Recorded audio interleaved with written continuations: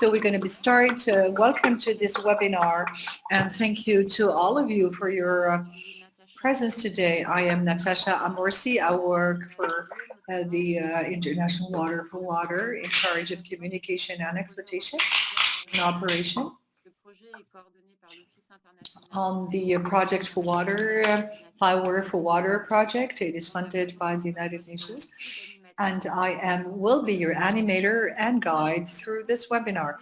So this webinar is organized in the framework of the 18th International Conference of Europe-INBO that started yesterday morning. And in the afternoon, yesterday, we heard sharing of experience and best practices in the research in the water resources sector and the Water for All project.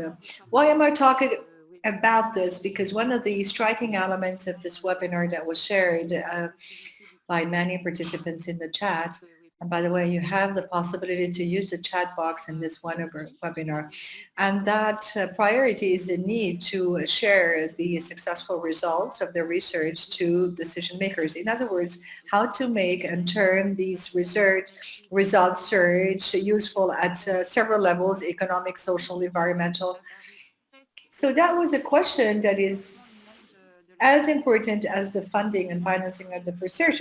So making the research results useful is precisely what we're seeking to reach in this webinar and falls in the framework of this dynamic, because we're going to talk with our speakers on how water digital innovation can benefit to River Basin Organization through this French water funded by the EU. Fiware4Water can really benefit to our basin organization. So if there was one message that you will take away with you, one takeaway message is to start a dialogue that will go beyond to this webinar on the issues of digital innovation that will be promoted by Fiware4Water. And this is a very broad and sustainable approach for us. And in order to do so, I have the pleasure to be accompanied by some of the partners of Fiware4Water, namely Mr. Eric Tardieu, the Secretary General of INBO, and he will be the spokesman of these basin organizations. The very specific objectives of this webinar is to engage with River Basin Organization in a dialogue process on digital water through the European project FIWARE, explain how water digital solutions and more specifically FIWARE solutions can benefit. And we have several speakers, Philippe Cousin, Stelios Samios, Fernando, López, and Mrs. Lydia Vamvakeridou will shed some light on the Fiware project for basin organizations. And you will have the possibility through the webinar to address your questions on the chat box. So the second objective for us is to really better understand and better gather RBO's needs in terms of digital smart water in relation with the conclusions of yesterday's webinar with the European Commission and program French representatives, how we can come up with solutions that will best suit and meet your needs. And then we will invite Mr. Eric Tardieu to shed some light on the INBO's expectation in the digital innovation on water. And Mr. Joshua Pocock of FIWARE in the United Kingdom will share their experience as full partners in the innovation or digital innovation in their territories, as they have been involved in Fiware4Water and have developed solutions on case studies. We also have the pleasure to have Fernando López from the Fiware4Water, and he will explain how the Fiware4Water platform can help organizations or basin organizations. And lastly, Mr. Stelios Samios will be sharing with us some needs expressed by local collectivities around the Danube or basin organization along the Danube organization in relation with innovation or digital innovation projects. So without further ado, I will give the floor to Mr. Cousin. And now we are in the first part of our webinar that will help us better understand digital innovation and how it can benefit to river basin organizations. I will share my sharing of the screen. Can you use your share screening? Thank you. So good afternoon. So I'm very happy and thank Natacha for the introduction to present quickly the innovation, the digital innovation. So obviously I will talk about ICT because we are talking about digital and ICT is everywhere. I will conclude at the end obviously to touch the water, but I will tell you about the digital innovation for all sectors. You see that because it is important not to work in silos and to see a solution and innovation which is everywhere and not only in the water. But obviously what we do is what the good practice for digital innovation obviously is fitting into the water.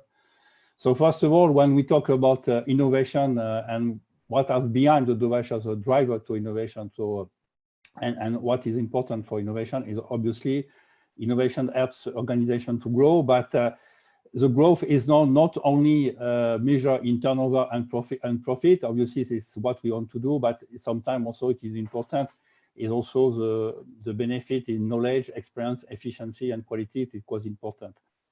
So innovation is a process of making the change and what is existing and can be not only sometimes a smooth process, but can be either incremental or radical, and also it applies everywhere. Product, process, and services, and should involve everybody, so management, team, to department, to individuals. So it's a quite important process and quite important behaviors. Talking about digital innovation, I cannot escape to talk about ICT because it is important. So we have seen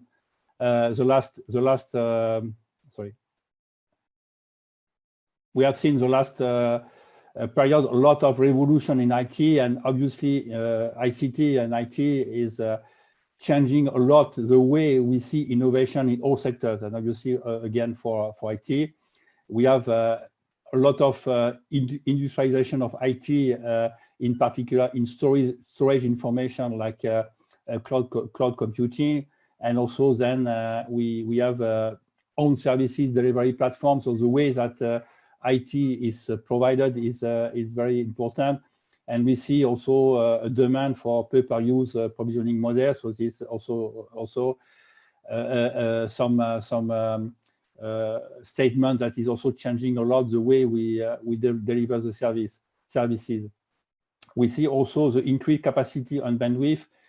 Even today with optical fiber, the fiber to the home, the 4G and coming 5G, there is a look for real-time application to monitor things in real time. So it's also important items that is also helpful for the change. We see also that, which is something fashionable, that is everything is virtualized. So we see also the digital twin or virtualization of everything.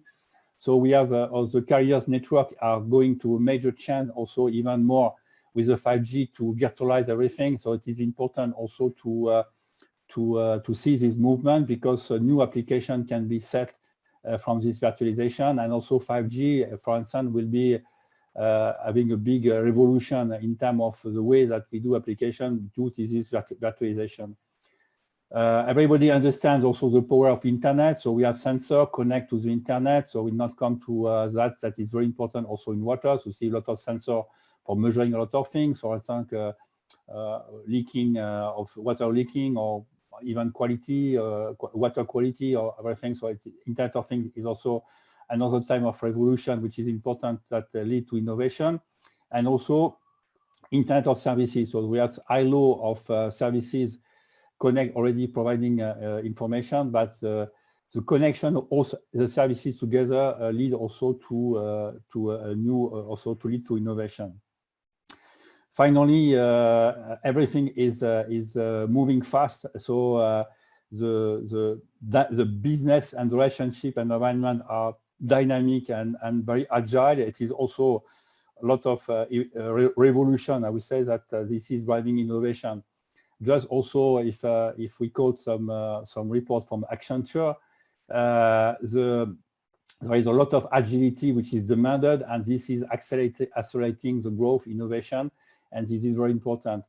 So there is a lot of speed matters that is also in the digital economy, because the customer is no longer waiting for things, but also expect product and services to be instantly available to whatever channel. So they want also to have a multiple channel, and they want more and more services.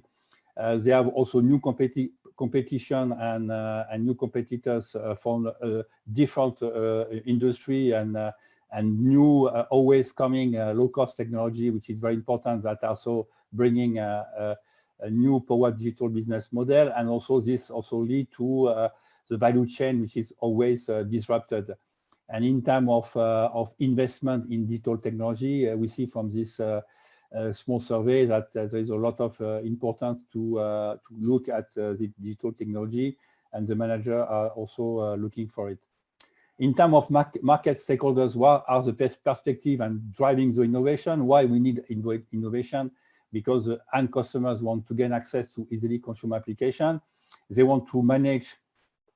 We have an issue of the management of even going data. We have more and more data, more and more information. So we need to have innovation to provide what the customers look. They need also to new improved means of communication and collaboration within social networks and families, home, different networks. So this is also this multi-network, multi-channel communication with the customers. And also they want to transfer community into a safer and better place to live and leverage the internet as an additional societal utility. So all the technology is now a new societal utilities. The enterprise themselves and organization, they want to get closer to the customer to deliver more compelling user experience, looking for always having experience which is better and better to the customer. They want to also provide personalized services, and also they want to deliver more and more services, and so in a quicker time to market. All that lead to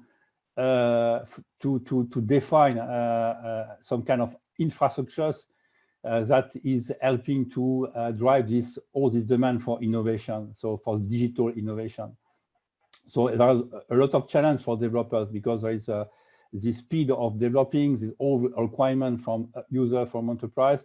And then one of the answer to that is to have open interface, and where in FIWARE jargon we call generic enablers, and based on standard, which is what we do. So for instance, you see one architecture for smart energy, and also today what is done for the smart water based on the standard called NGSILD. So it is very important to develop open architectures, and also to come to have a solution which is not only for water, but work for different industrial areas, different verticals.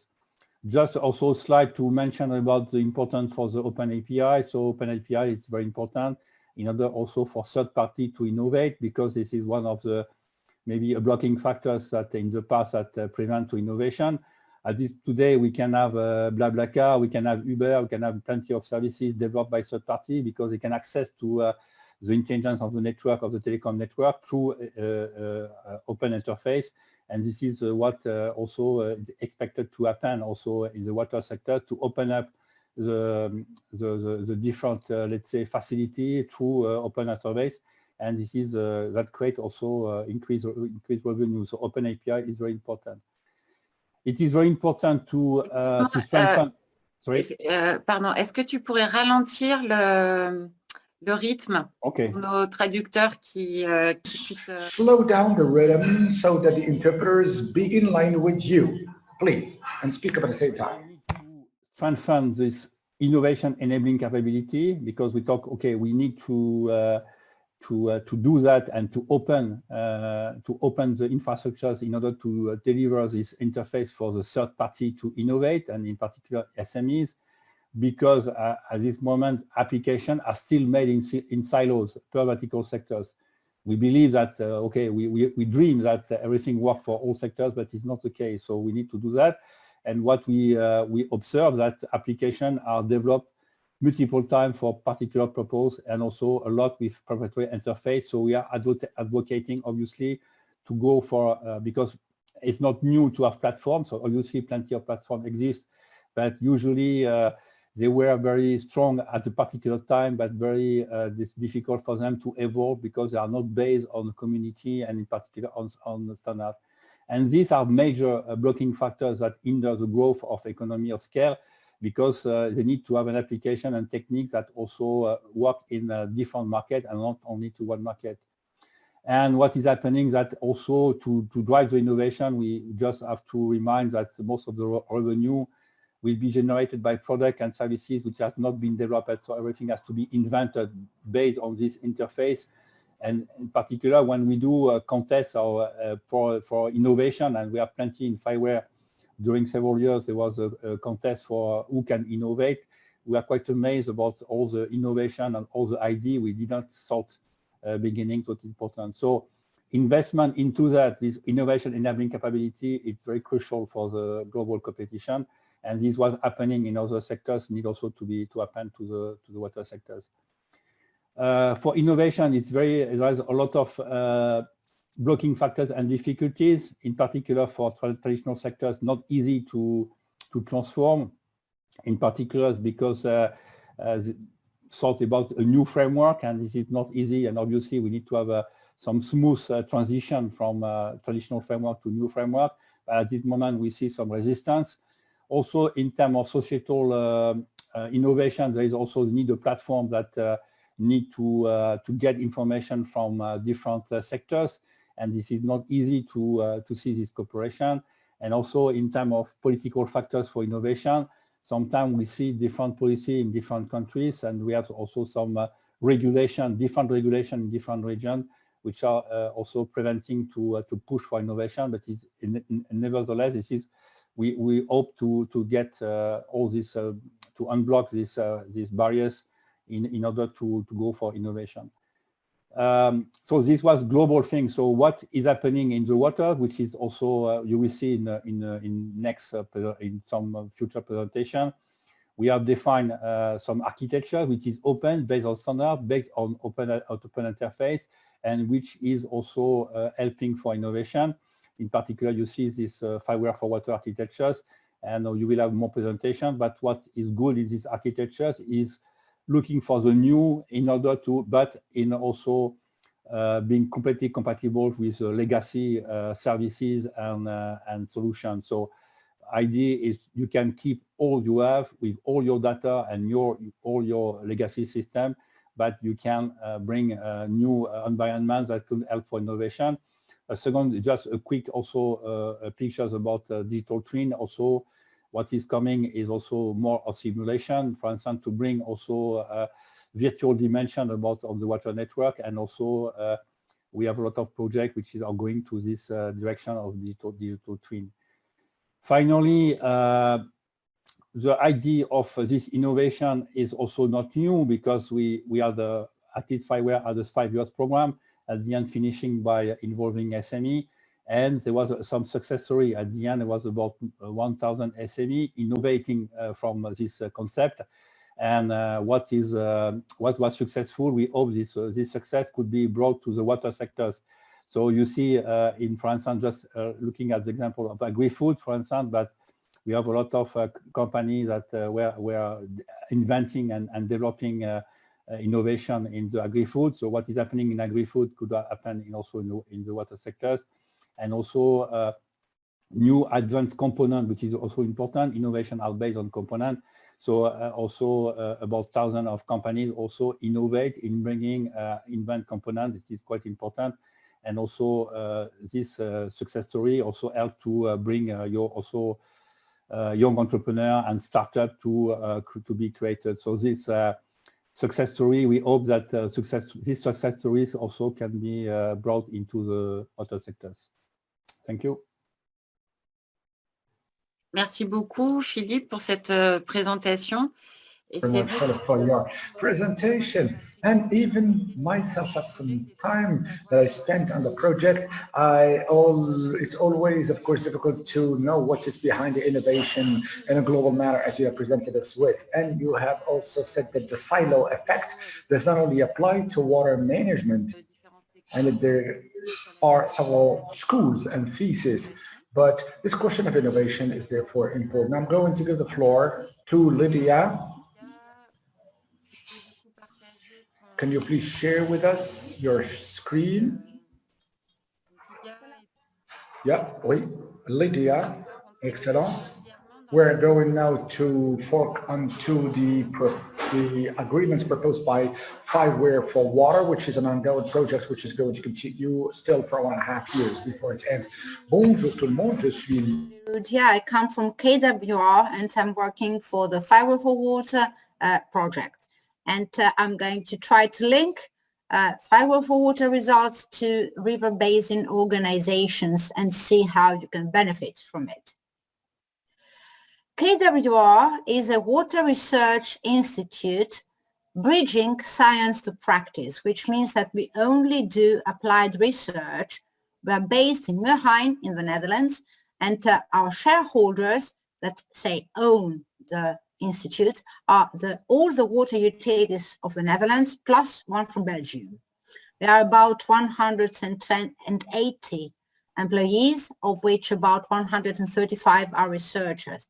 And it has a story for about 60 years when it started more, and now it has developed into the biggest water research institute, exclusively water research institute in the Netherlands.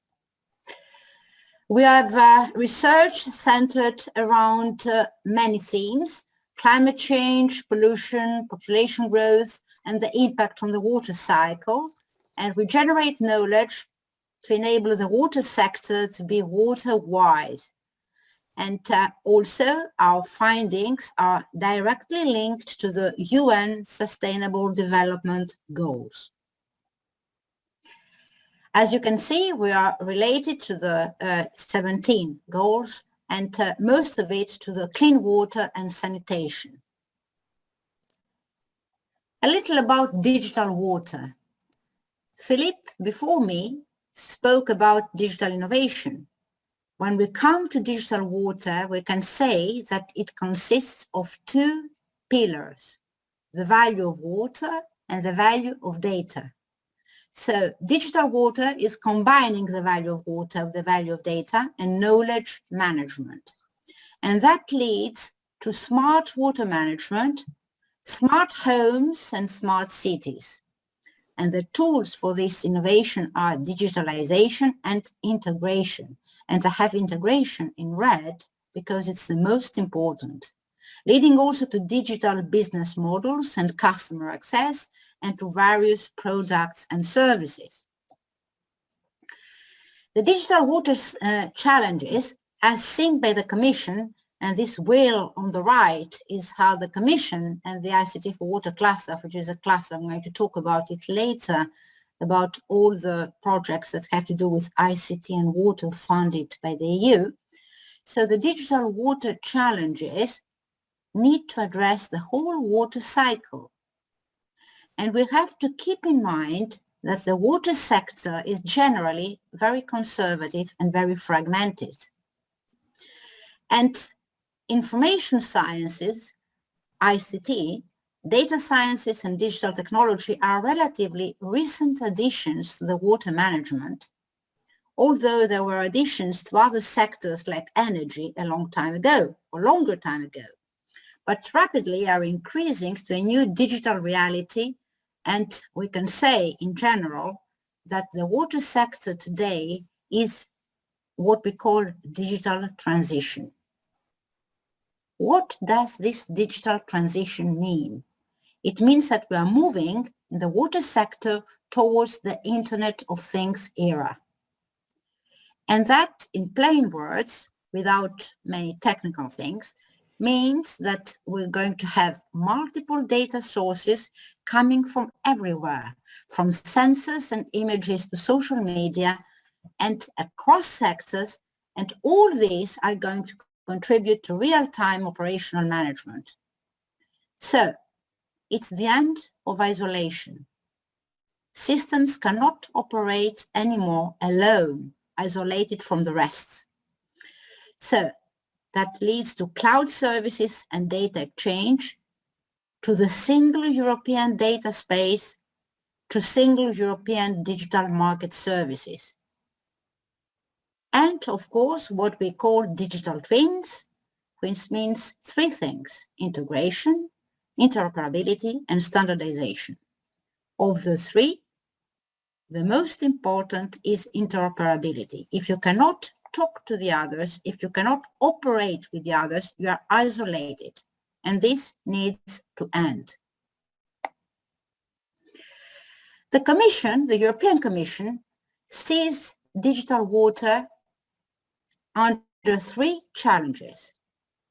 First is the European data space.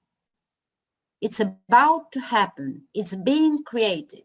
We cannot move away from a single European data space, which means one thing: data sharing.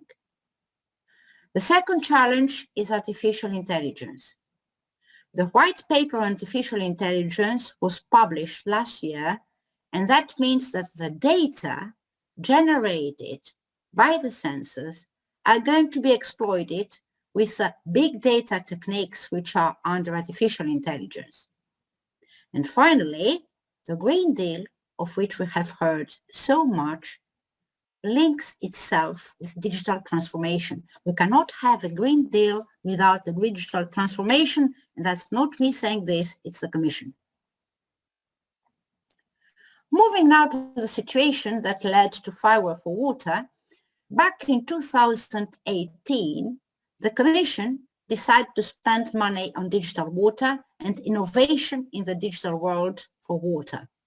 So they created a call on digital solutions for the water, and out of this, 4 projects were funded. One of them was Fiware4Water.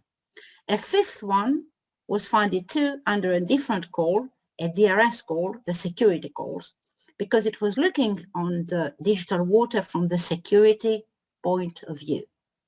With Philippe, who spoke before me, we are involved in 2 of those 5, Aqua 3S and Fiware4Water. Today, I'm speaking more about Fiware4Water, but these 5 projects are working together, creating a group called DW 2020, which is promoting and investigating Fiware as a means of integration and interoperability within the water sector, covering the whole water cycle. And also, I should say that this is being promoted internally by the Commission through the ICT4Water cluster, which is a cluster of over 50 projects, all of them funded by the EU, all of them having to do with ICT and the water sector. So, what does Fiware4Water do? It brings Fiware to the water sector. Fiware is a platform. That's the next slide. It's a means of exchanging data. So Fiware4Water is fostering a digital single market for smart water services. We address a lot of issues, the main thing being the low level of maturity of the water sector on integration and standardization, and also on the business processes of these solutions, including, as Philippe said before me, the integration with legacy systems. Legacy systems are the systems that already exist in the water sector, in water operators of anything, from river basin to water distribution network to wastewater treatment plants. You cannot go to a water operator and say, because we're moving to a new era, you're going to throw away any software and any system you already have. This cannot happen and won't happen. So through Fiware4Water, we're looking into the ways of linking and integrating ourselves with those legacy systems. And this is for water sector end users, cities, water utilities, authorities, citizens, consumers, and solution providers, developers, private utilities, SMEs, and in general developers.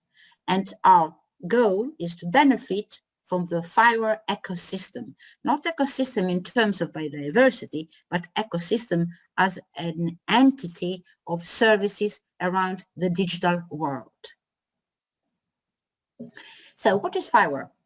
FIWARE is a curated framework or a platform, an open source platform with components already there that lead to the development of smart solutions. It's open source, which means there's nothing hidden, nothing black box. It makes smart usage of data and leads to smart solutions for any sector.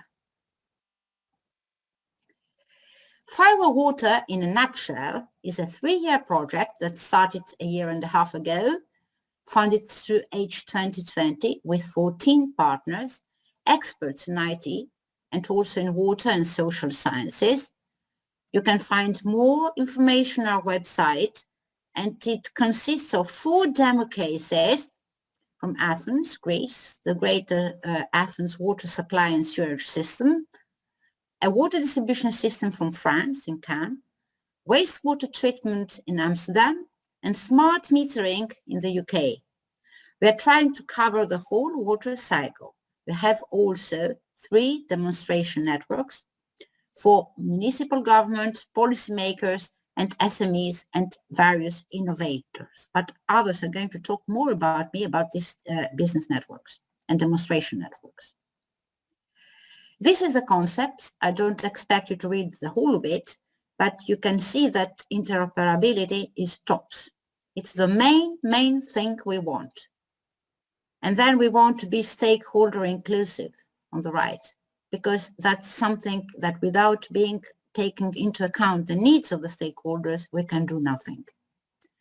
We develop smart apps through the innovation ecosystem for the digital market, covering the whole water cycle, trying to have a global outreach, hence this webinar, and in a strong partnerships with end users. The concept is very simple. If you can follow here my cursor, in the middle we had something which is called context information broker. This you can think it as a plug, as an adapter. We have signals from different sources, from values that come from dashboards, applications, digital twins, other, say, sensors, drones, whatever, and all this enter this adapter and be interoperable after that. That's in the middle.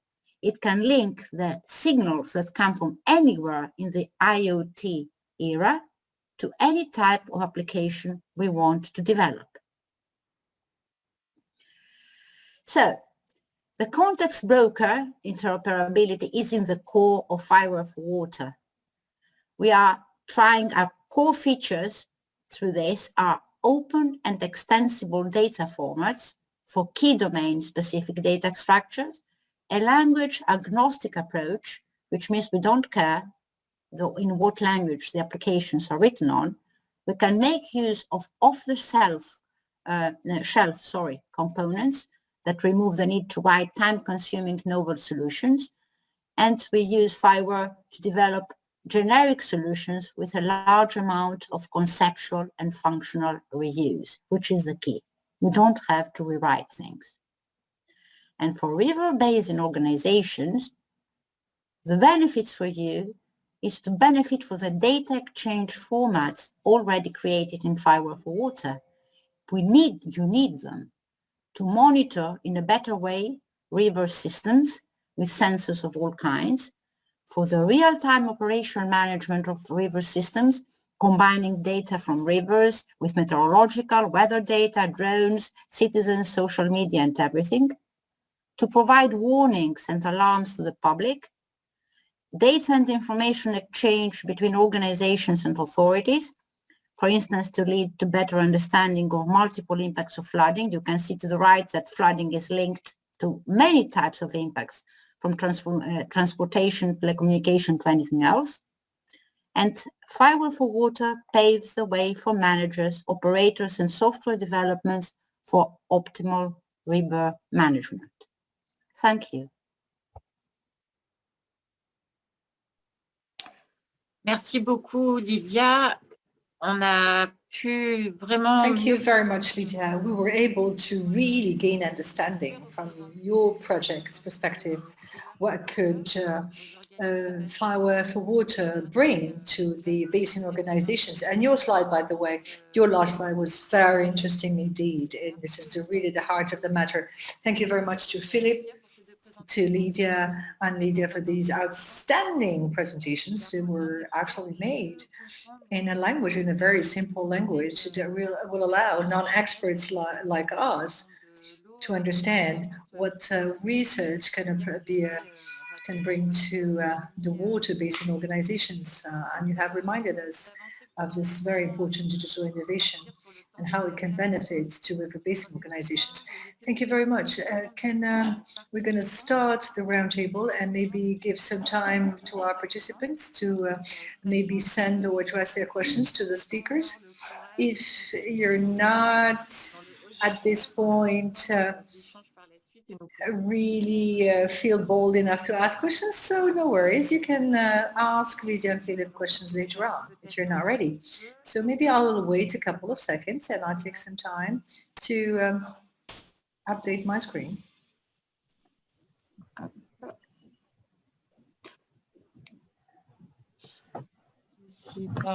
Remettre le chat. On ne pas perdre le contact avec... Okay, well, let's just play the chat again. I don't want to lose contact with all participants. So for now, no questions so far. So let's move forward. As I have just explained in the beginning of our webinar, after these two outstanding presentations that really allowed us to gain understanding and share and reach a common understanding on the digital innovations applied to the world of water, with great showcases and illustrations, thanks to the last presentation, of what Fiware4Water project can bring. So we are now at the very core of the matter. So these two presentations were really, really insightful. So please, I just want to remind the participants that this is a digital format and interactive format. So please feel free to ask questions. In the first place, I will give the floor to Mr. Tardieu, who as a quality, or in his position as a Secretary General of the EYDAP, will share with us his prospects on how EYDAP sees the digital innovation. Thank you very much, Natacha. Good morning or good afternoon again to all those who've been following us so faithfully since this morning and even since yesterday, I would say. So we are absolutely delighted to host this afternoon's workshop on the Fiware4Water project in the framework of the 18th International Conference of the Europe-INBO 2020 network that is now taking place fully online, as you can notice. So we have opted for quite an innovating approach and format. So what would be the expectancies of EYDAP and more largely and more broadly river basin organizations from the Fiware4Water project, and maybe the occurrence of new technological possibilities and digital innovations? So this is a question I'm supposed to answer, isn't it?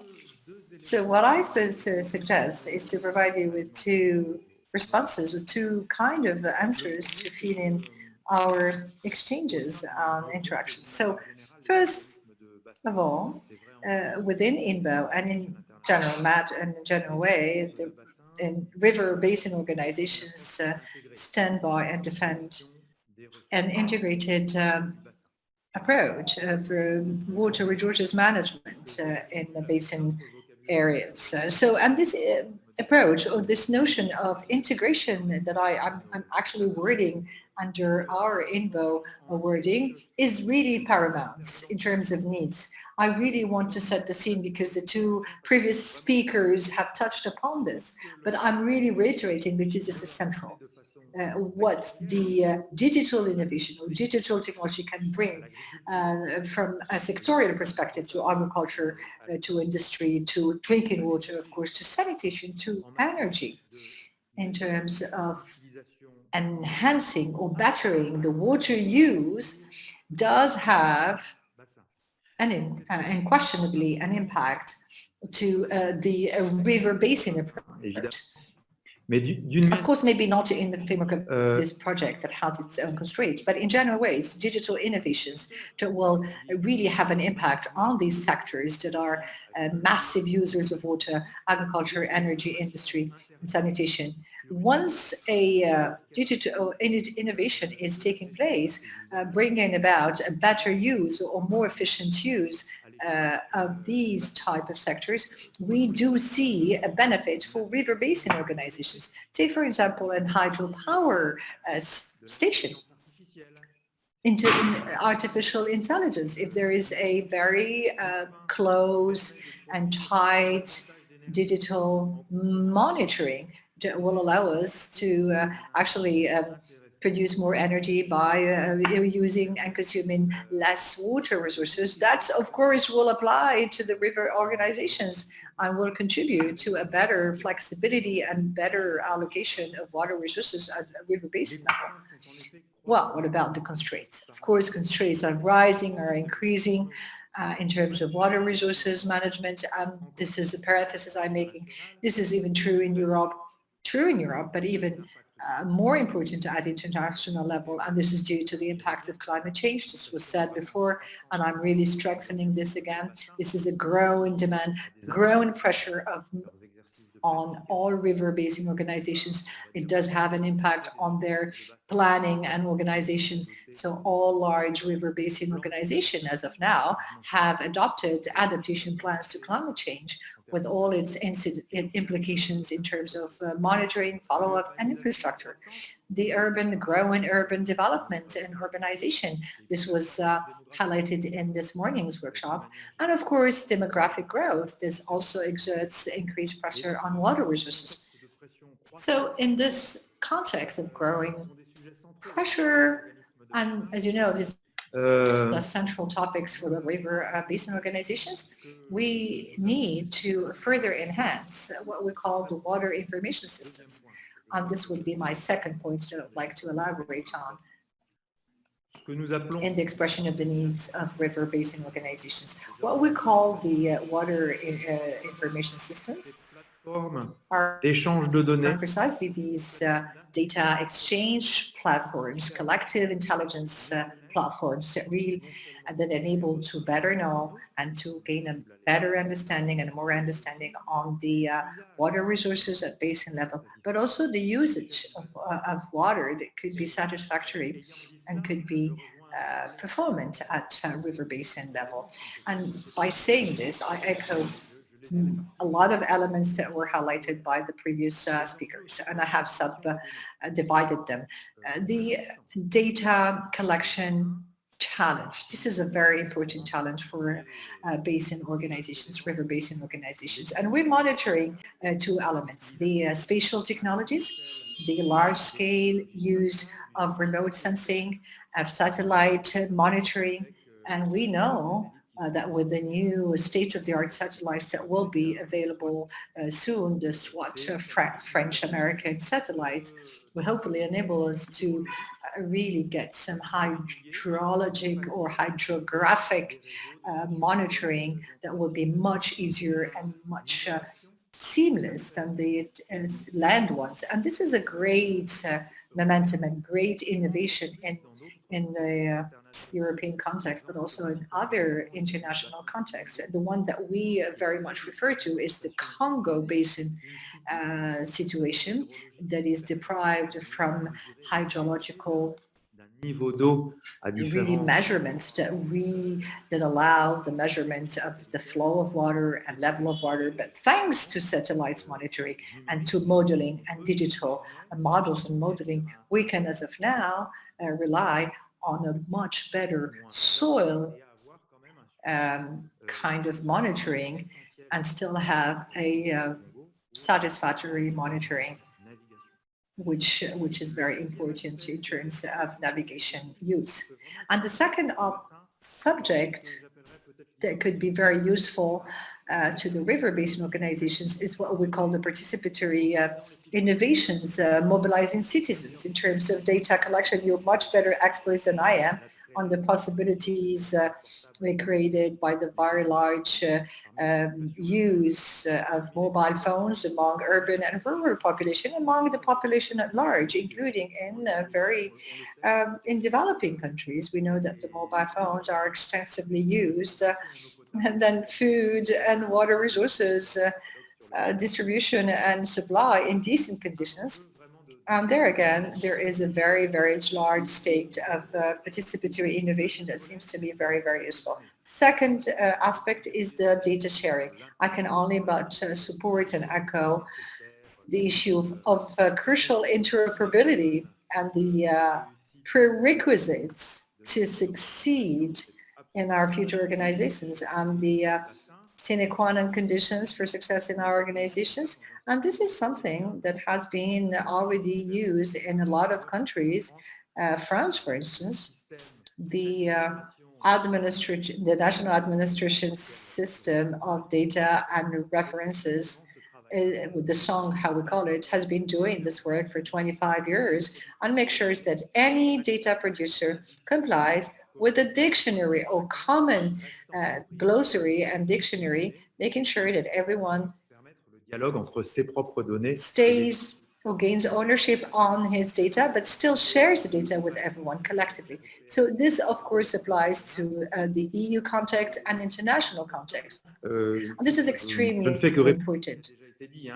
I'm only echoing what was said before. The technologies that will be successful in the future are the open source technologies that will allow everyone to manage their own data, to keep them and save them on their servers, on their computers. There will be major challenges in terms of intellectual property in the framework of the transboundary waters. There must be some issues relating to national sovereignty. So there is no way to keep and save the data in a one-stop shop.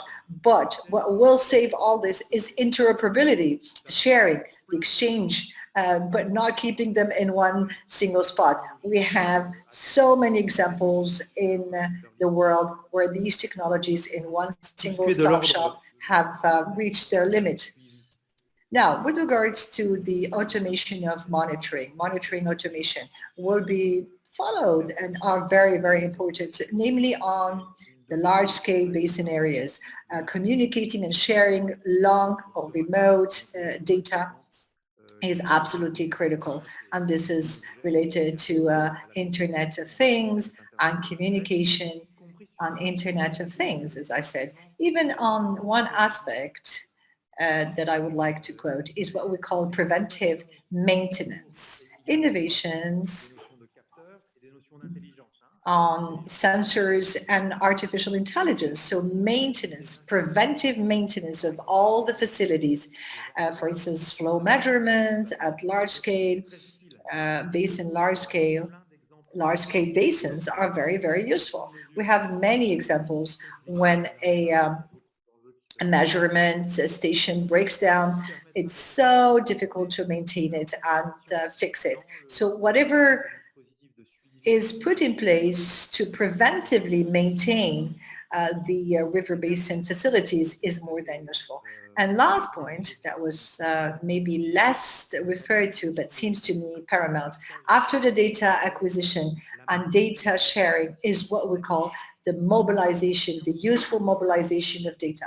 Connection between data and data systems and all the technical intelligence around it, the technological development and their usefulness for decision makers as a tool for decision makers. I'm part of the technicians. I'm self-criticizing myself. So we sometimes have tendency, when we talk about innovation, digital innovation, very enthusiastic and exciting type of technologies and data technologies, we tend to actually increase all the available data and intelligence, artificial intelligence data, etc.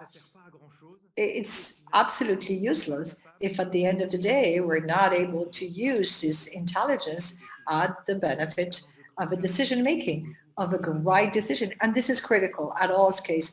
But as far as basin organizations are concerned, there's a major stake here in terms of innovation, technological and human technology, governance innovation, from which we have so high expectancies. So anything that can translate data and maps and risk sampling and turn it into a tool to have the decision-making process will be absolutely critical. I'm talking about it because we have many projects in which we are involved, even under the EU funding, and this is really critical for us. So thank you very much for listening. I hope I haven't been too long. I give back the floor to Natacha. Thank you very much, Eric. I can tell that this topic raises a lot of interest and excitement.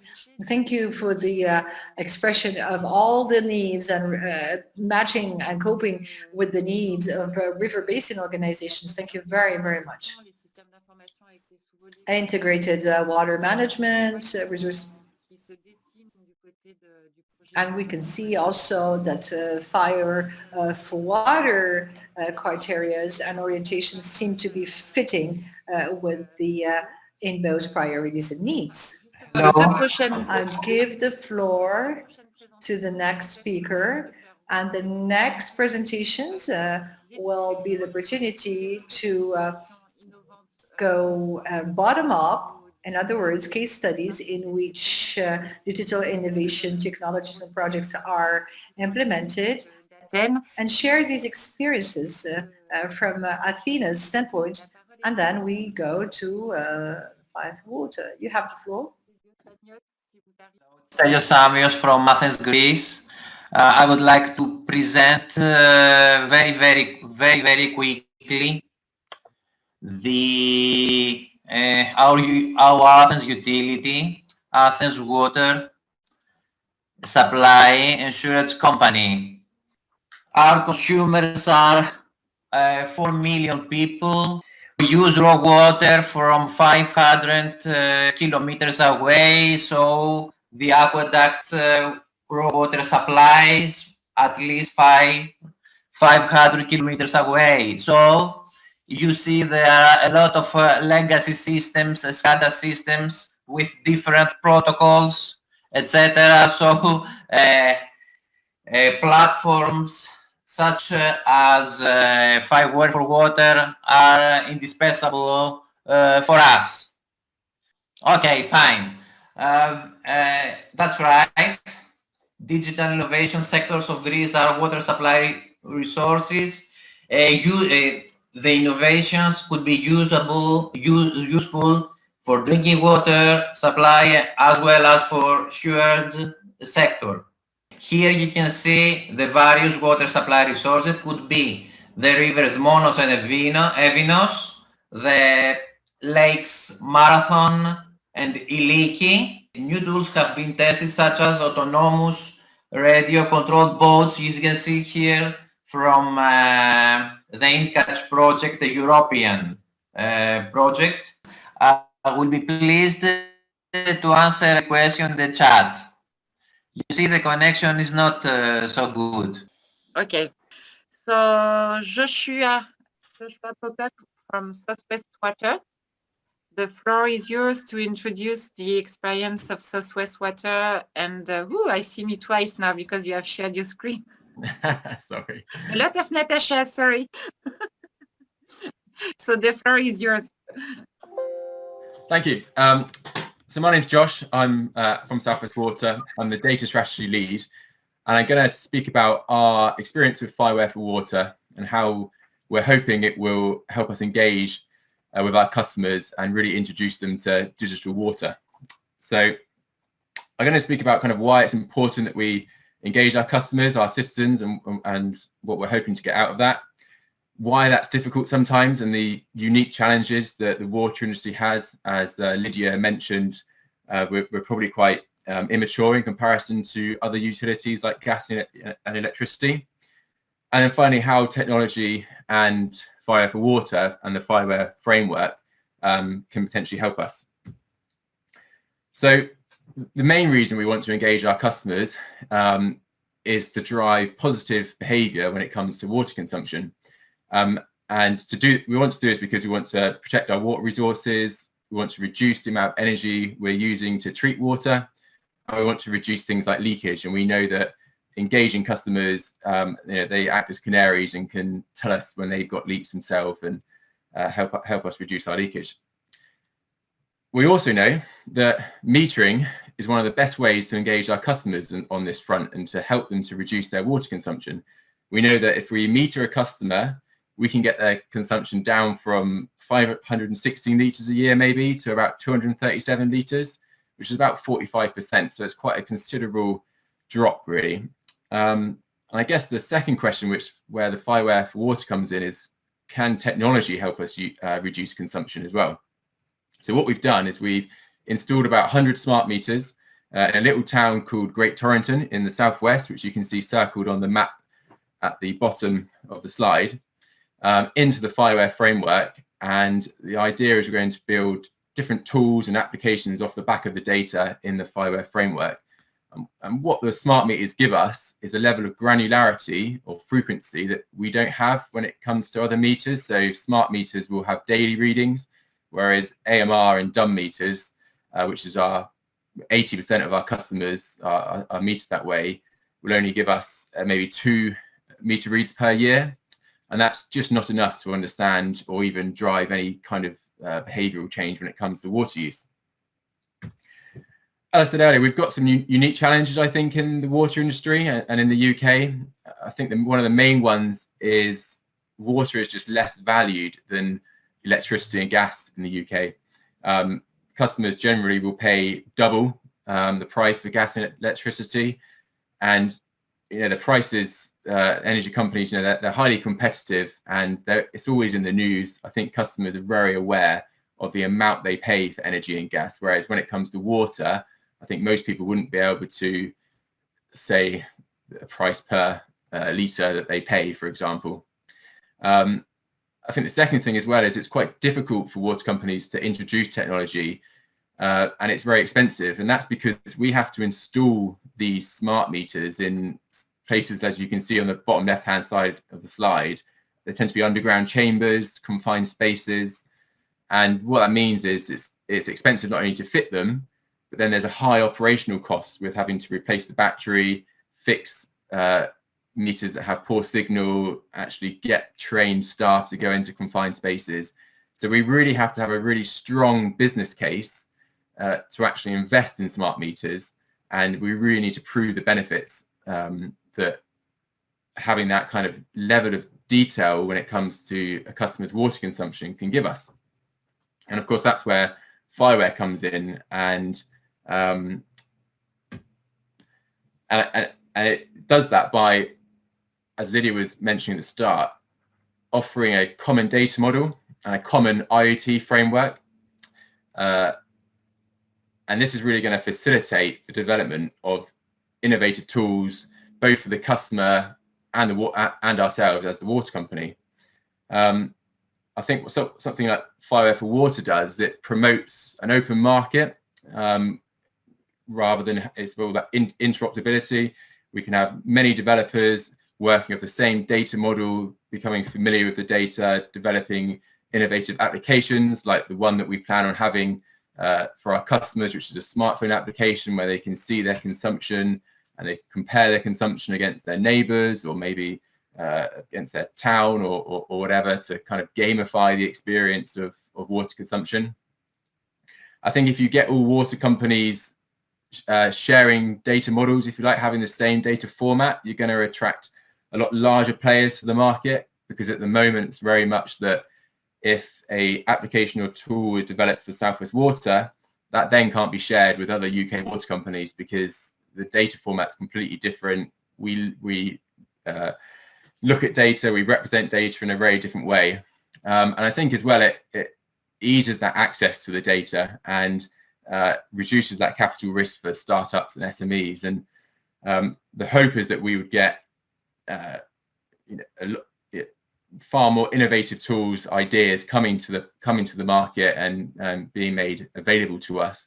And I think we're a little bit too early in our experience of Fiware4Water to actually ascertain whether it's going to do this or not. We're just at the stage where the data is in the Fiware platform. We're starting to develop the apps. We haven't actually got any feedback on those applications yet. But I thought I'd share with you kind of a use case, a testimony in the UK, which I always think could highlight the benefit of this kind of approach, and that's Transport for London. And what they did in 2007 is they opened up their data, they made it available to developers in a common format, much like Fiware is trying to do. And they released data on things like tube departure boards, disruptions, operational performance. And they've now got thousands of developers. They've got around 362 apps, they say, which commuters in London are using every day to find their nearest tube and to get places where they need to quicker. And they think that they saved those users of the applications between 15 and 60 million pound every year. And I guess my question and my challenge to Fiware in some ways is, what does this look like in the water industry?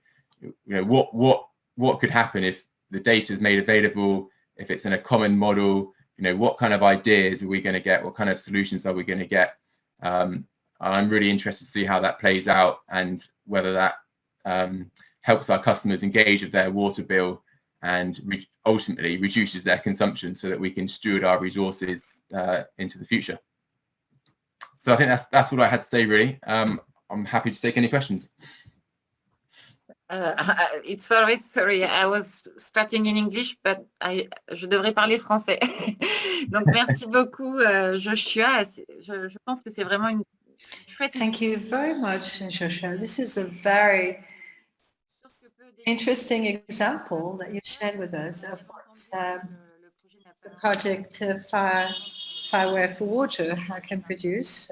We see that maybe the project has not come to an end or has been finalized with totally, but this goes hand in hand with some other projects. It really gives hope to the water sector. So I'm looking at the chat. We don't have any reactions yet or feedback yet from the participants on this presentation. Thank you very much again, Joshua. I will now give the floor to Fernando López. So my name is Fernando López, and I have almost 5 minutes or something like that in order to provide an overview of the objectives of the Fiware4Water project and what could be, in a nutshell, the benefits of for the River Basin Organization or River Basin environment. Okay, the Fiware4Water, the main purpose of the project is to build modular applications using the concept of Fiware system of systems and open API architecture for real-time management of water system, and with the main purpose to ensuring the data interoperability and data sharing. The main purpose is to demonstrate the value of data sharing and data exchange using standards across the whole value chain for improving decision-making and operational management of those water systems. We also keep in mind that one of the important issues that we need to cover in the Fiware4Water project is the cybersecurity mechanisms. So we also put in place a specific functionalities and specific components in order to provide this security, because it's very important for us, the management of critical infrastructure environment.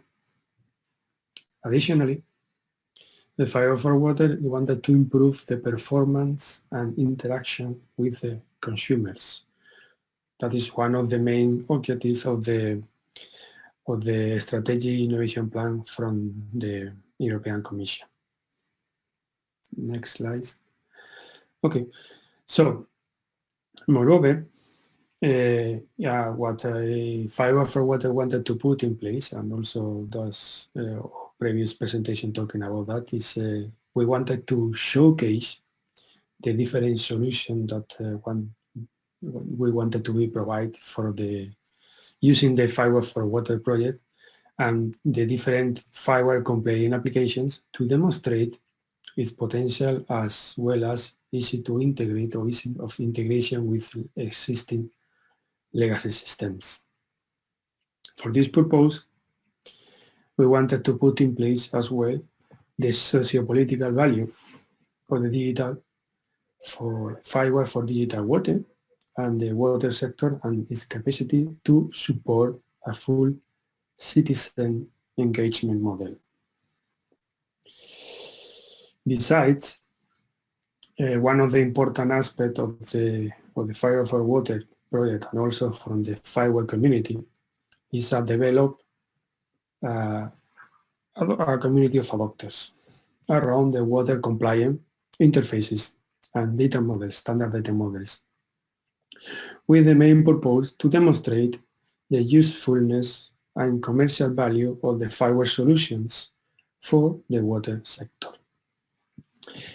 And finally, we wanted to contribute to an European-wide environment for development and deployment of smart water systems in a standardized, license or open source free model as part of the movement towards the smart city of the future. We need to keep in mind that Fiware components, or like we mentioned earlier, Fiware generic enablers, are free. And all this architecture is based on open APIs, so there is nothing black box in the middle. You can go to the code, you can see the interfaces, and you can even define new standard data models. Next. So, taking into account the objectives of the Fiware4Water project, what we can provide to the River Basin Organization or River Basin scenario is Fiware4Water reference architecture can help or will help the water sector, water industry to become resource efficient and smart in order to provide better use of energy, avoid water losses, and minimize the resources consumption. As well, Fiware4Water can bridge the gap between the traditional water management, supply-side infrastructural projects, and the future water management that is focused on the demand side. Additionally, the smart solutions developed using the Fiware4Water reference architecture will help to manage limited water supplies efficiently, balance rising demand with limited and often variable supplies, taking into account that we can get the information of the different environment in real time. Digitalization, as well, is one of the key aspects of the Fiware4Water reference architecture, will help communities to become more water-wise by raising awareness and reduce water leakage, with the consequent reduction in metered water and electricity bills. Thanks. Furthermore, digitalization can reduce as well the water footprints and minimize the environmental degradation, as well as increase the availability of water for a healthy environment. That is very important in some scenarios. Digitalization as well can reduce the operational and management cost, energy use and carbon emission, especially when we are talking about wastewater management and treating less water. Because this facility to manage real-time data of the different steps.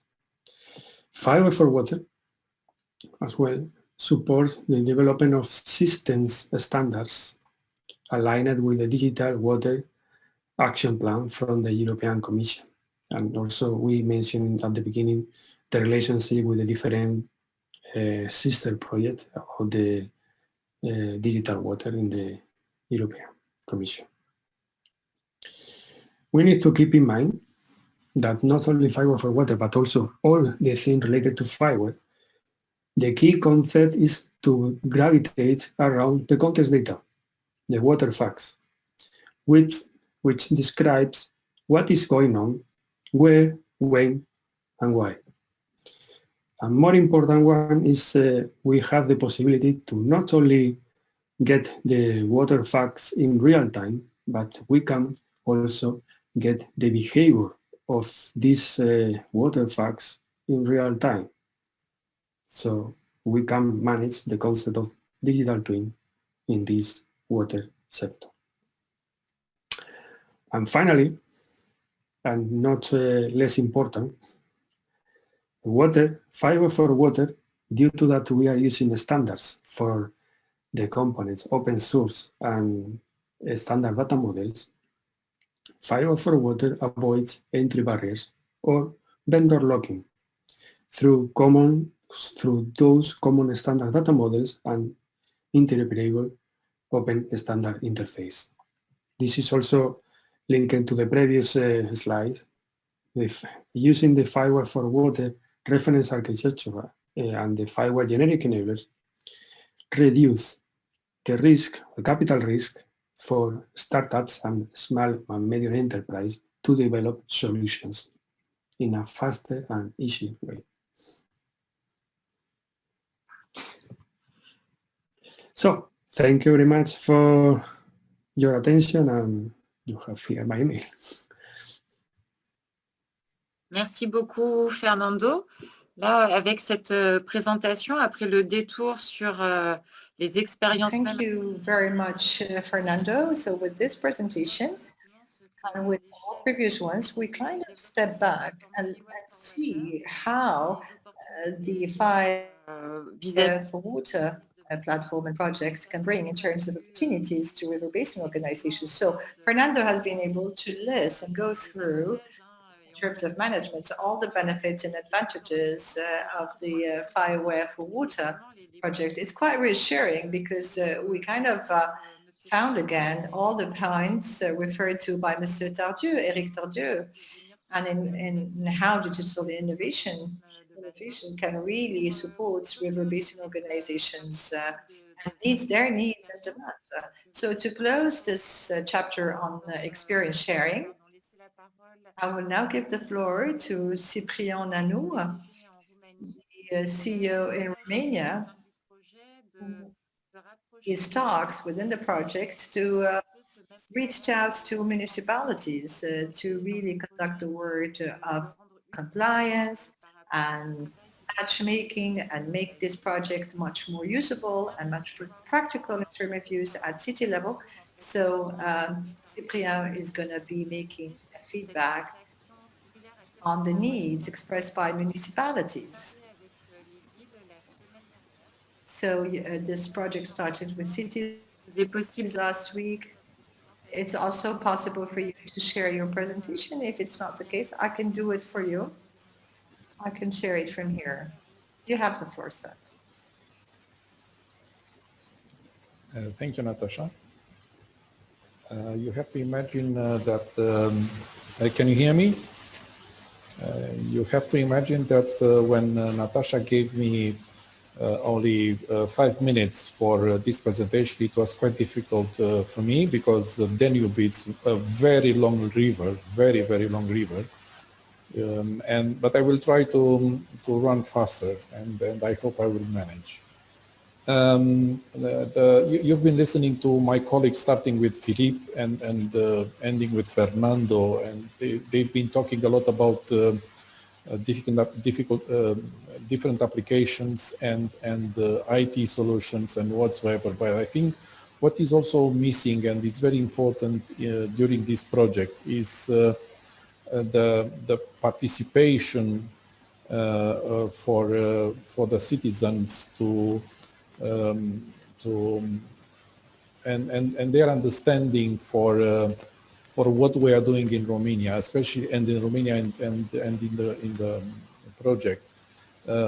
In the Danube, we have on the Danube Basin, we have a lot of cultures and a lot of languages, and because of that, I found in the beginning of this project that it's not too big cooperation between water utilities and municipalities and citizens. So that's why the title of the presentation of today is about how can I translate and adapt whatever results we'll have this project at the end in the minds and in the offices that we have in water utilities and municipalities on the Danube countries.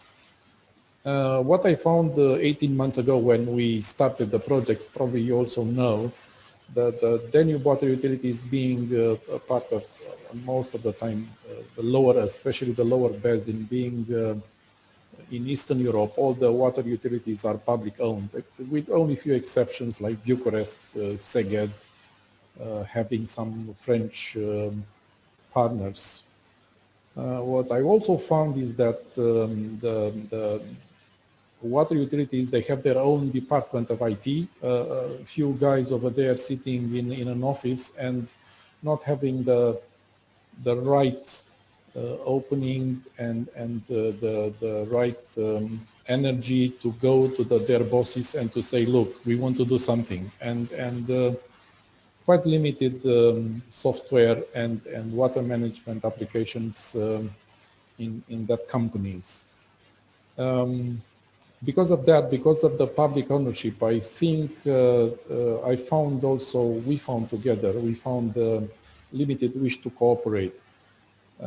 Not only in the company with innovation applications about the water, but also between companies, not only in the country, but also between countries. It's the same very limited wish for cooperation.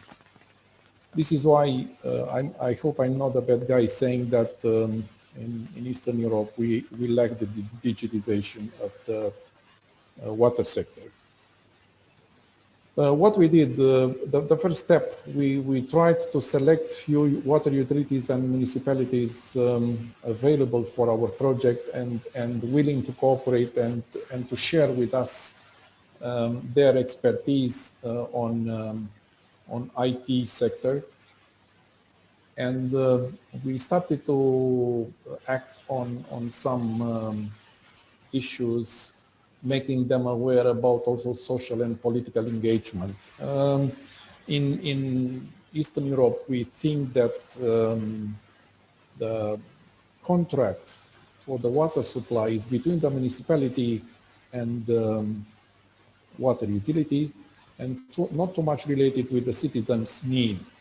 For example, myself, I didn't fill any questionnaire for my water utility in the last 15 years, I think.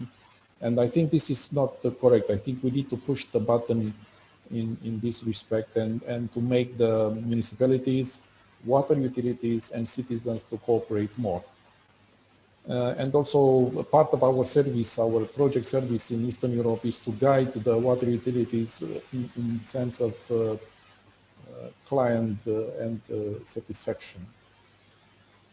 This is why I suggested last week to start to recruit some citizens in 3 cities in 3 countries in Eastern Europe, different countries, and to engage them in a way of understanding the needs of the future digitization of a water sector for their satisfaction. And that's why we will try to create in the future a partnership cooperation between water utilities, municipalities, research and development organizations like universities, NGOs, which are very important on the local terms, and citizens. These are the utilities. They've been very happy to cooperate on the first stage of our project in Eastern Europe. We started with Timișoara. The company over there is called Aqua Team, and we had several members of Aqua Team and representative of water municipality of Timișoara with us in a webinar, and we explained what we want to do, and they've been very excited. Next day, for example, the presentation were shared in all the municipality, and now they are asking us to give them more information and to try to cooperate more with other departments in the same municipality. From Timișoara, we've been going to Szeged, which is a municipality in eastern Hungary. The same, we had with us the Szeged water utility and Szeged municipality, and they've been very keen to cooperate with us in the future in terms of recruiting citizens in their area to start to create a social and political platform to discuss about the digitization of water sector and water services for their water municipality. And the third city that we selected for the first step in our project, it was the municipality and the water utility in Novi Sad, which is Serbia. This city is one of the biggest cities in northeastern Serbia. And the same like in the other two cities, they've been very curious about the approach of the project. How can we adapt the activities in Fiware4Water in Eastern Europe in terms of social acceptance and political engagement?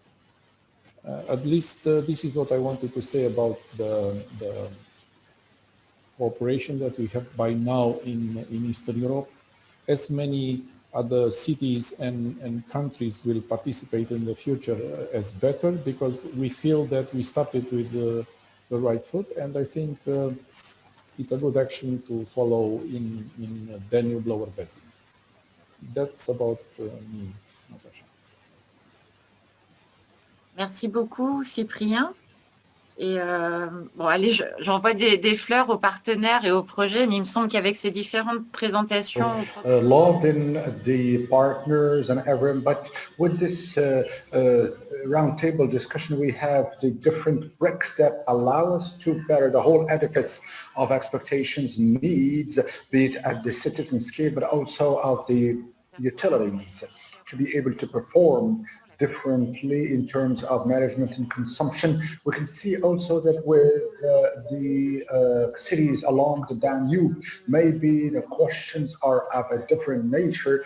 True is the fact that it is something novel for some of us to hear that the notion of needs is not having the same sheen, and that therefore that we have to really work to awaken the consciences to be undertaken before or upstream the activities. So I'd like to thank all of our speakers, and I have seen that some questions have already landed on the chat box. I'm going to take them as I go. Thank you to Fernando and Francois, who have started answering the technical questions of the platform. And we are going to start with a question on the obsolescence of technologies, and which is because the challenge of data collection, to give it meaning, we're using tools that are developed through small adaptations that would allow the interoperability between data, but how the technology obsolescence act on the development of these how with time passing can we maybe not find any newness? Maybe could you give some first thoughts, Philippe, Cousin, this question of the technological obsolescence, and maybe Fernando, if you want to also shed light on this. Now, that's the question, please. happens when technologies, after having developed, become obsolete. So how to manage these data and how to give meaning to these data. What is interesting to start with is, based on the normalization, standardization on community systems that update the technology, there's no phenomenon of rupture, but rather of update. The other recipe or possibility is, of course, the open architecture, which is based on presenting the context and modern breakthroughs that do not impose on us to have an architecture which is cast in steel, but which can be improved. Now, the overperforming sectors, maybe they have polarized too much. Maybe they have pushed the integration of their systems to the limit. For instance, we can talk about the data that are being sent to a SCADA system and which are a little too rigid. It would be preferable to display them on a SCADA and leave them for others to use them. And maybe we have to blend these data with others to enrich them mutually. And maybe do system analysis through a tree architecture. Now, in the meantime, these data are sifted through a storage module, an interim storage module.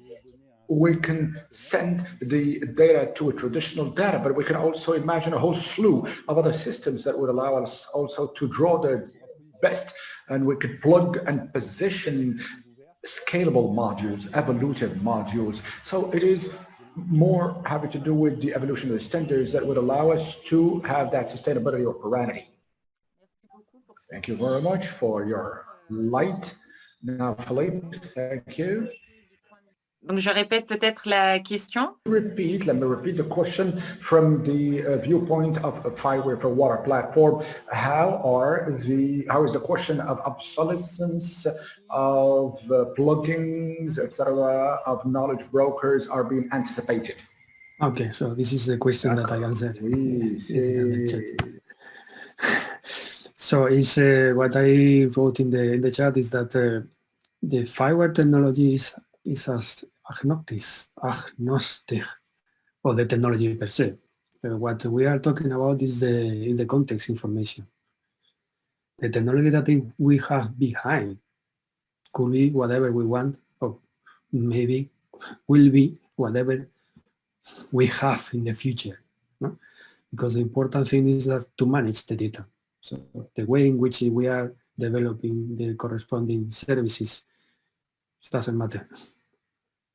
This is the reason why we have these standard APIs to manage the data, and this is why we have those standard smart data models. Merci pour effectivement pour ces compléments d'information. Il y a une question qui... Thank you very much for this additional information. A question also has been asked in the chat box. We are not concerned with the obsolescence, but rather with the quality and the interpretation of data. Maybe I see answering this question. I see Lydia, maybe. How, therefore, with all of the tools that are being developed, how can we make sure that the quality of data is maintained for this data to be really meaningful in the management activity, be it of River Basin Organizations or water utilities? Well, thank you. We need to distinguish two different things. One is the quality of data, which is a separate issue. And the second issue is how we transmit the data of good or bad quality, doesn't matter, to another organization or to another server or to another user, whoever the user is. So using Fiware does not guarantee that the quality of data will be good or bad or perfect or whatever. It's completely irrelevant. You transmit data in a standardized way, like having an adapter, for instance, in the middle, but there's nothing to say that the quality of data you are transmitting is good. If your sensor is off, then the data you transmit are bad. If you have a preprocessor that looks into the data and makes, for instance, an anomaly detection or a special pre-processing that says this data now is good and can be transmitted or not. That's something that happens before the transmission or after the transmission. So transmitting data or exchanging data has nothing to do with the quality of data that anyone exchanges. It's two different issues. That's why in FIWARE4Water, especially in one of the applications that has to do with wastewater treatment, we're developing a whole module about the quality of data before transmitting. And that can be served as a paradigm, but doesn't mean that it will guarantee good quality in other cases. The quality and the data transmission are two different things. Merci beaucoup, Lydia. Thank you very much, Lydia. Thank you for the additional light that you have cast, the necessary light cast with the distinctions that you have recalled us. Now the question of the quality of data can also lead other speakers and panelists. Maybe you would like to add more information in the case of Stelios, the quality of data in the form of solutions that you develop. What is their role? How do you anticipate that quality? How do you take that into account? Well, if you ask us about how to measure quality of quantity and quantity of water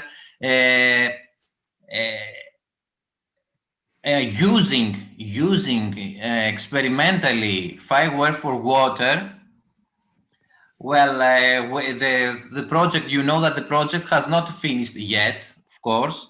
We are in the middle of this project, FIWARE4Water. We have started with two parameters, one related to quantity and one related to quality, turbidity. As I have already showed to you about EYDAP, we bring water 500 kilometers away from Athens. So we have too many legacy systems with too many protocols. So I suppose that we are waiting for a FIWARE4Water platform that could save us. And in my opinion, the two quality parameters, one is the turbidity and the other one is total organic carbon, that is measured by the parameter 254 nanometers absorbance, are the main two parameters that the water treatment plant operators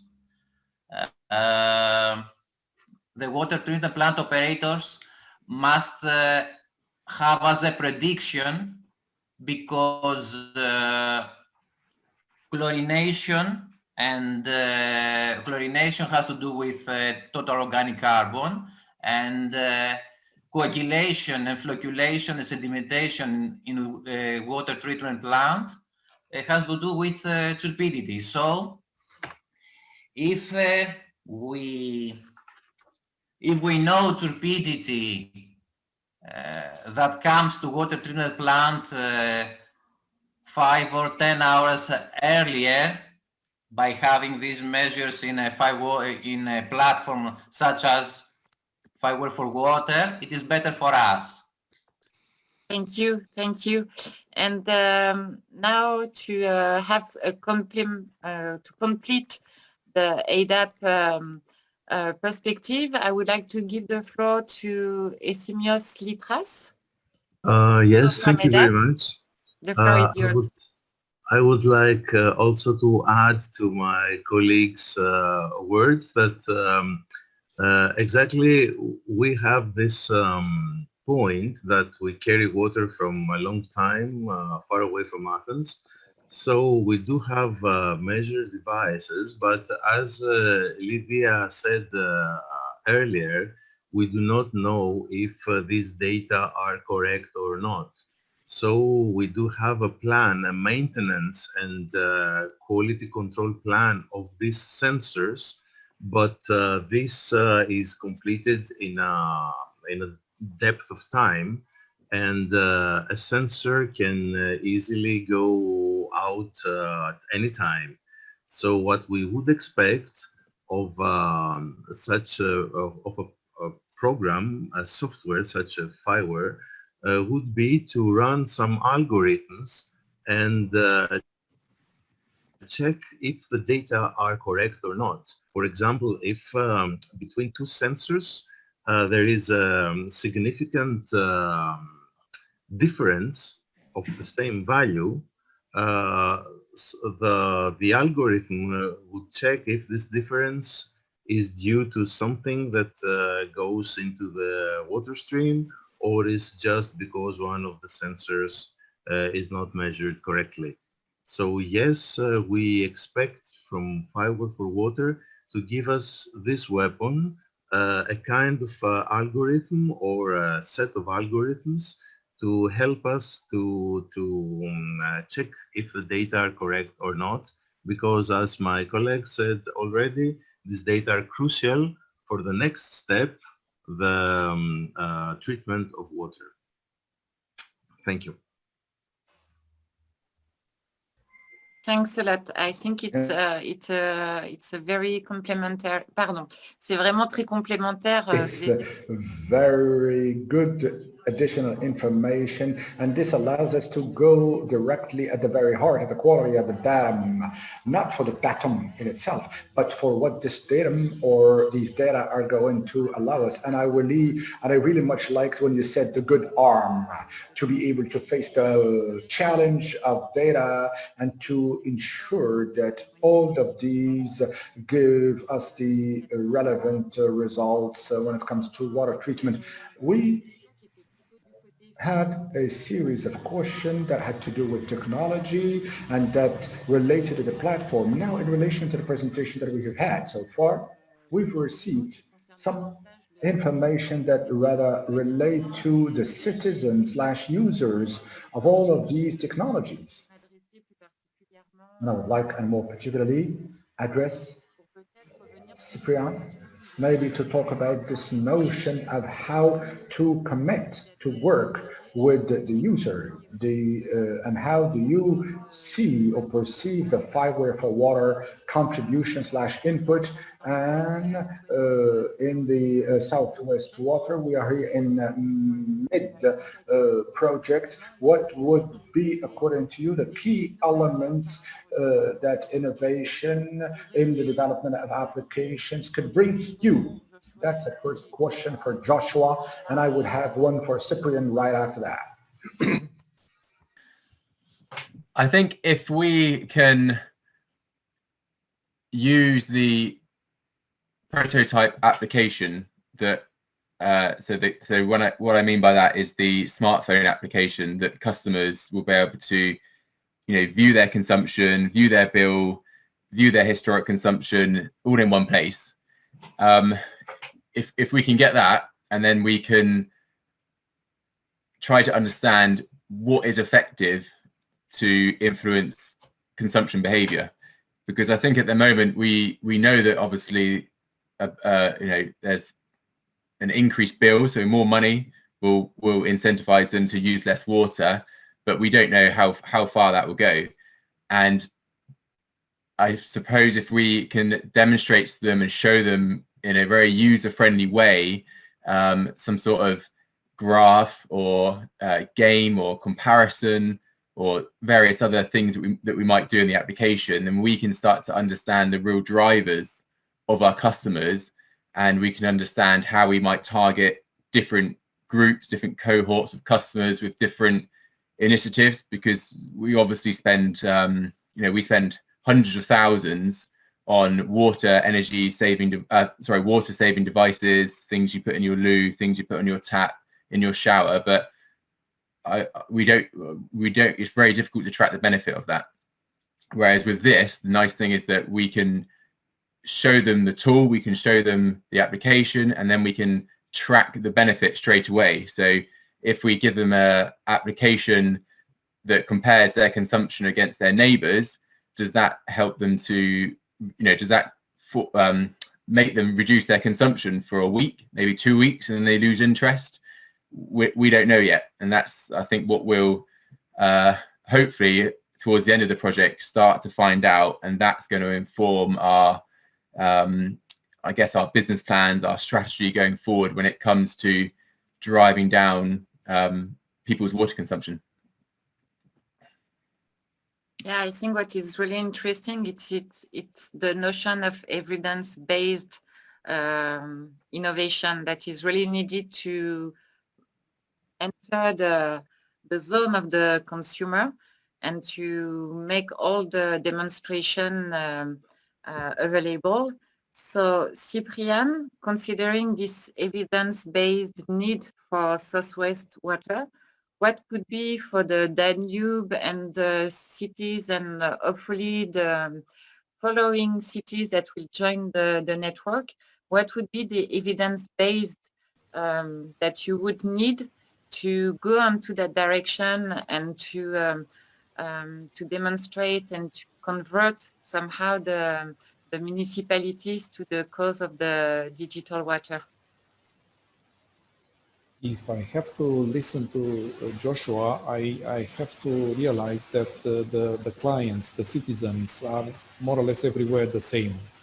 They are only raising the voices when the price of the water is also changed in their area. So basically, I think the lines that we are working like a project on the Danube is that we want to transfer not only the IT project results, the applications, and to disseminate whatever activities we are doing in the 4 demo cases, and show to the water utilities and municipalities in Eastern Europe what they can do. But the most important line for me is to create this kind of, first of all, the working triangle on IT developments between Timișoara, Szeged, and Novi Sad, because at this moment we've been talking with them only on a separate basis. But the next step is to put them together in the same room. I hope it's not only a virtual room, it should be also a real room, and to attract with us IT developers and other stakeholders very important in that areas, and to convince them that they can be a very good partner for the municipalities in terms of creating water sustainable projects and strategies for the future. Let's start maybe with digital water. It's a lot to be done here. When I'm talking with the IT people, they are not thinking about cooperating with the local water utilities. And this is a major aspect of our project. I think we can do that. We can make them to work closer together, IT developers and municipalities and water utilities.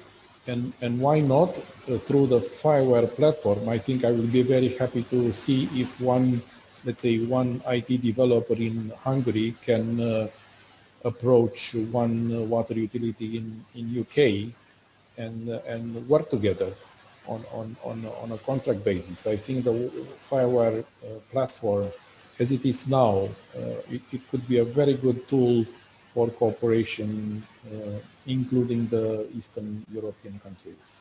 Merci Cyprien pour cette perspective et ces compléments qui sont fortement intéressants et qui participent. Thank you very much, Cyprian, for this feedback and very interesting insights in terms of digital innovations and their benefit to River Basin Organisations. And that leads me to ask a last question to Mr. Tardieu. In light of all the exchanges and presentations that took place around during this roundtable, and in relation with what you have reminded earlier on, could you give us a feedback on the connections to be made between FIWARE4Water and the EYDAP, so we have a better understanding what the FIWARE4Water can do for the EYDAP, Could we mobilize other networks, other basin organizations of the INBO to participate and to be engaged in this beautiful adventure of Fiware4Water? I do concur and confirm that it would be very interesting for some basin organizations to kind of sense and touch some of the possibilities provided by the digital innovation platform. But under what modality, it's really up to the project to define it and identify it. But for me, it's a key success factor that I confirm, and that is the possibility to make a linkage between new technologies and the uses that we could do and turn into in the river basin level.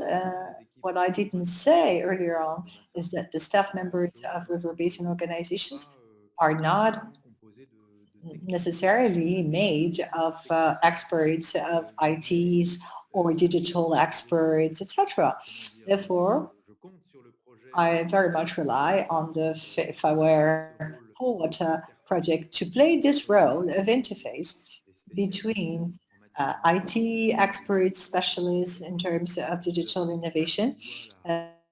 We have been able to sense and understand the technological depth and insight of the topics that have been covered by the project. So we very much understand that this is state-of-the-art technology. So how can we make sure that this technology has a right interface with the human resources, the human staff of river basin organizations? So these are the kind of interactions to which INBO can contribute to. So first, tooling in basin organizations with this IT technologies and digital innovations, but at the same time, not only tooling them from the technical side, but also on the political side, on the decision-making side and prospect. And there are very important aspects that I would like to dwell on in terms of stakeholder mobilization,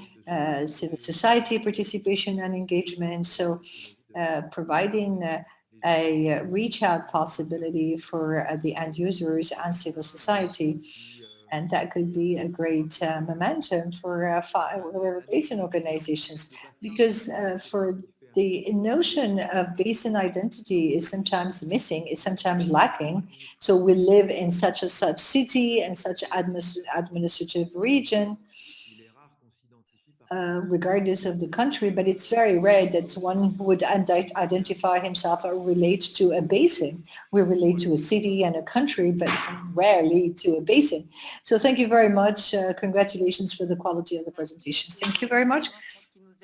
Thank you very much for this insight. This really helps us to close on the stakes relating to the river basin organizations and their territory and outreach.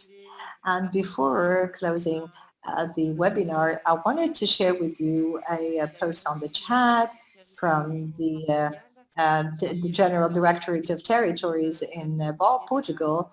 They are referring to the existence of a platform that is managing drinking water resources at river basin organizations. You have also a chat, but really feel free to get back to us to continue the exchange and sharing. I'm just reading out whether there is any last question on the chat box. Okay. Well, in that case, I'll be closing this webinar by starting by thanking the INBO that has hosted us in the framework of their 18th International Conference. So a big thank and to all the speakers for enlightening us and giving us their insights on their themes. As I said before, I'm much more on the communication part, on the IT part. I'm quite doing my baby steps. But really, this is very, very important for many people relating to river basin. And thank you very much for everyone to have used a very simple language understandable by everyone. As thank you very much for all our speakers for having used a very, very simple language and being so clear and being understood in a language that is not always theirs. Thank you to all the participants. As we have seen that a lot of people have stayed on board with us, listening carefully throughout the 2 hours that have led us to very tough and harsh discussions and technical discussions. I also wanted to remind you that this webinar is really a process that is continuous. This is a sustainable approach with the views to really start the dialogue with the basin organizations. You have on the slide my email and all the information on the internet website. You can follow us on social media. We're trying to communicate as much as information as possible. And we try to come up with demo networks where all our solutions are shown. And we're going to be enhancing this knowledge and information on the digital innovations. We spoke earlier on the need to have solutions that have been shown. So all these information will be available slowly on Water Edge, on social media, and we also had to identify new needs. So thanks to Mr. Tardieu's comments and feedback, so we have put ourselves in the shoes of River Basin Organizations, so we understand more about their needs. So now that we have identified the needs, the next and upcoming activities of the Fiware4Water would be to organize a challenge to developers and solution providers, the solution challenges that will collect the needs in order to design the digital innovation that will suit their needs.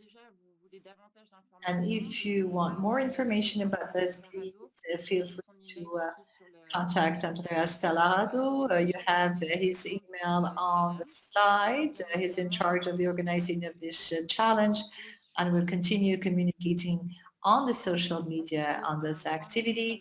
Once again, thank you very much to all the players, all the organizers and speakers. You have them all here with their names and the name of the organization. So this project, Fiware4Water, is funded by the EU, the European Commission. And once again, thank you for your engagement, for your participation, and your outstanding presentations. Goodbye. Thank you. Bye-bye. So much. Bye.